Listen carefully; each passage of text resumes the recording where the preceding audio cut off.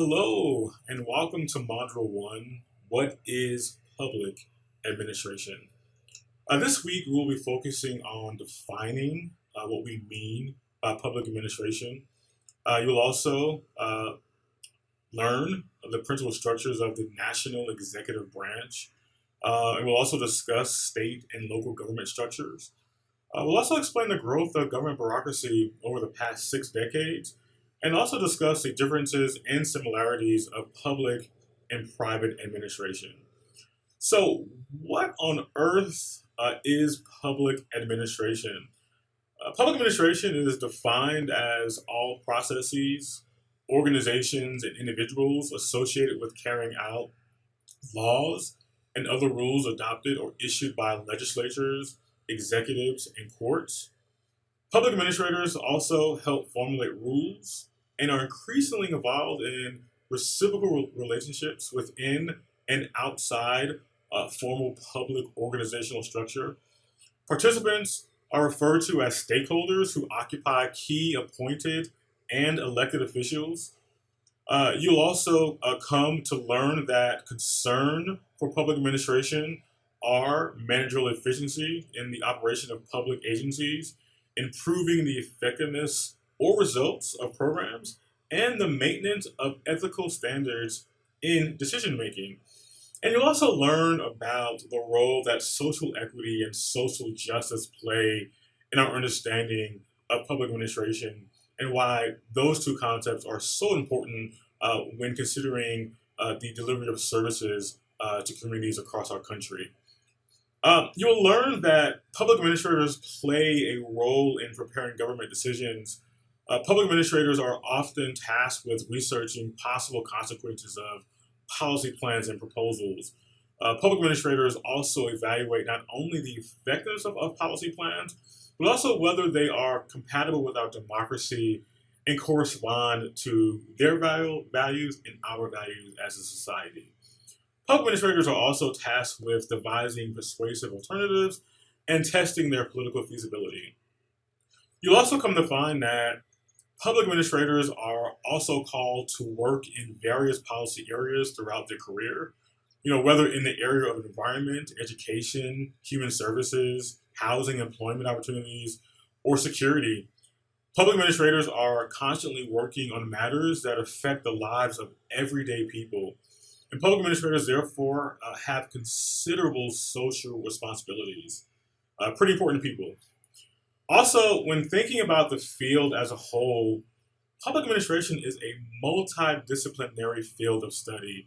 This means that public administrators will use concepts and insight from other disciplines, and this is something you'll see throughout this course, especially next week when we get to Module 2. You'll come to find that the most important of these are law, economics, sociology, philosophy, and political science.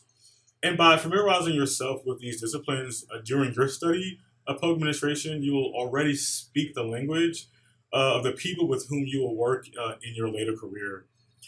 So, before I delve in more into Chapter 1 and to the remainder of the readings and PowerPoint slides, I really kind of want to talk to you about the history of public administration. This is really important to me, but also for you to understand that, believe it or not, public administration has existed in some fashion since at least 10,000 BC. I know, hard to believe. Right? In its earliest forms, public administration grew out of important historical developments, largely related to communication, agriculture, and warfare. And simply the advent of the pen and paper, roads, the domestication of animals, farming, and interactions with other societies and cultures through trade and warfare dramatically changed how individuals interacted and leaders ruled. So, in the American context, public administration and bureaucracy have been prominent features of our society since the founding of the republic. Levels of public trust and confidence in government solutions to public problems have varied over time, especially since the post-World War II era. And so beginning in the 1970s, there was popular support for big government, and bureaucracy declined, even though public agencies were given greater responsibility and were demonstrating greater technical competence and professionalism. And so as economic conditions improved as we moved into the 1980s, faith in government increased, but faith and trust in government fluctuated during the 1990s, especially during the Bush and Clinton administrations. But throughout the first decade of the 21st century, public confidence and trust in both the president and the Congress has declined significantly. This is something we'll be talking a lot about. You'll be reading about in this chapter this week. And this has mostly resulted from increased government spending for unpopular wars in Afghanistan and Iraq, the energy crisis, our economic recession, greater public debt, and weak executive leadership. And as economic conditions worsened, especially at the start of this century, trust in government declined. Recent congressional and presidential elections suggest a greater reluctance to entrust critical decisions to politicians and public administrators, and something that's even unfolding out in our 2020 election. And there's been a lot of talk about reducing budget deficits, and many governments are being forced to make drastic cuts in budgets, lay off career employees, and rethink processes for delivering services. And these are all issues and concepts we'll be talking again throughout this course. So over the past century, the field of public administration has been characterized by numerous themes and ideas that overlap and sometimes conflict. And these are concepts that we'll be discussing again throughout the entire course. So among these are the public administration dichotomy, a really important concept you need to learn, a focus on economy and efficiency, the search for principles of administration, a rejection of these principles, and we'll also talk about the expansion of academic perspectives on administrative behavior to include disciplines such as sociology and psychology, right, among others, and a trend toward disciplinary independence from political science and business administration. This is something we'll talk a lot about in Module 1 and also in Module 2 of this course. So of increasing importance in public administration are ethical guidelines concerning decision-making, the accountability of public agencies in the context of the political system, increasing the economy and efficiency of government agencies, and improving the effectiveness of programs and securing resources necessary for future survival. And often left out of this conversation is the role that social equity and social justice play also in improving the effectiveness of government and outcomes, but also in the role that it plays in actually providing services to society, but ensuring access to those services. You'll also be learning a lot about bureaucracy in Module 1, but especially in Module 2. And you'll learn this week and next week that bureaucracy has been traditionally characterized as a formal organizational arrangement with an internal division of labor, specialization of work processes, a vertical hierarchy, well-defined routines for competition of tasks, and reliance on past decisions to resolve problems.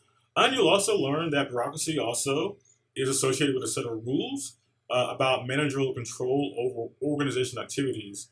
And believe it or not, as many of you are probably aware, bureaucracy has been blamed for many of society's current problems. Discontent rises from its discretionary authority and perception of mismanagement of scarce resources. And these are issues that we'll be exploring together in this module and also in Module 2. So look forward to hearing your perspectives on the role of bureaucracy in American society. So most of those working in bureaucracy are professionals in their specialties, and their occupational loyalties generally rest with their organization rather than with their political party or other external affiliation. And this is something that you've seen play out, especially over the past few years during the Trump administration and looking at the war between civil servants and elected officials. Because much of public management in American governments occurs within bureaucratic structures, there is a tendency for political perspectives to factor into decisions at times. So the counterpoint addresses the issue of the extent of political involvement among bureaucrats. Again, this is something we'll be talking about, and we'll also be talking about and arguing for and against greater political involvement of bureaucratic professionals, right? And should they be at the forefront of politics, or should they be in their separate sphere? And this is something we'll be talking again throughout this semester. Also, I really want you all to think about the consequences of such involvement of political appointees, more so bureaucrats, in their role in making decisions, but also whether or not they should be a part of the political process. So there are several explanations of the growth of public bureaucracy, and we'll be talking a lot about this in this module. And one stresses the increasing technological complexity of government services. Another attributes the growth to public pressures from diverse interests and clientele groups. A third suggests that government responses to crises such as World War II, Korea, Vietnam, and the 9/11 attacks have expanded bureaucracies, especially with the creation of the Department of Homeland Security. And a fourth links growth with greater public acceptance of the need for economic and social regulation. So technological complexity has had an important effect on bureaucracy, but whether it alone has triggered a bureaucratic growth is really uncertain. Technological innovations such as the widespread availability of electronic government or e-governance are designed to increase access to information about government and decrease citizen dependence on bureaucracy. So keep that in mind. So in closing, you will learn this week, especially in this week's readings, that changes in American society during the past 60 years have led to new, unforeseen, and complex pressures on government at all levels. And several social demographic changes have been particularly important in shaping contemporary public administration. In addition, they have posed new challenges, right, for administrators, right? So social demographic changes refer to population and economic shifts in various regions that impact the delivery of public services.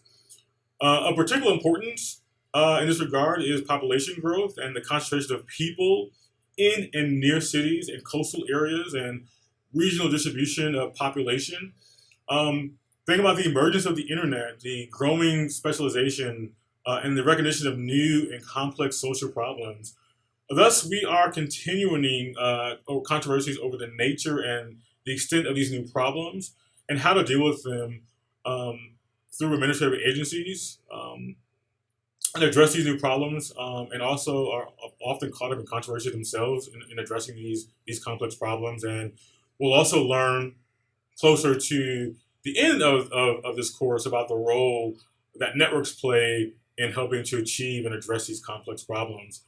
Often, the spread of technology has led to decision making that is more informed and less centrally directed as specialists accumulate more knowledge and top executives are no longer able to comprehend all of the specialties of the employees in their organizations. Again, specialists thus have gained more decision-making influence and administrative discretion, and decision-making becomes more fragmented and compartmentalized. And so, again, these are issues that we will be hearing about through case studies and through video lectures throughout this course. And I want to challenge you all to think about, as future public administrators, how do we go about addressing these complex issues, right? And so you'll be learning each week challenges that are faced by public administrators in addressing these issues, and you'll also be learning about these complex problems, but also how public administration is structured to address these problems. So again, I look forward to interacting with you again next week for Module 2. And of course, if you have any questions or any concerns, feel free to shoot me an email or give me a call. All right, talk to you later.